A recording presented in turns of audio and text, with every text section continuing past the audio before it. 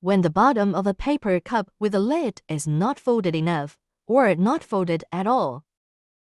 It means that the height of the folding furnace is too low.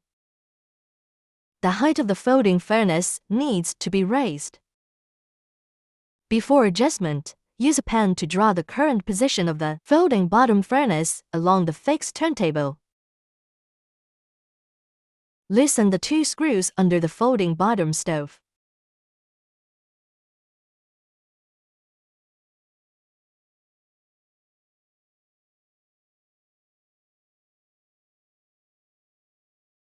Rotate the fixed turntable counterclockwise to raise the folding bottom furnace.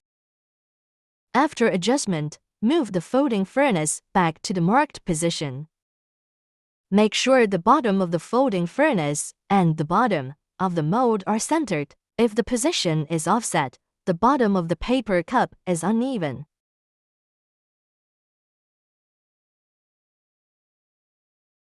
Tighten these 2 screws.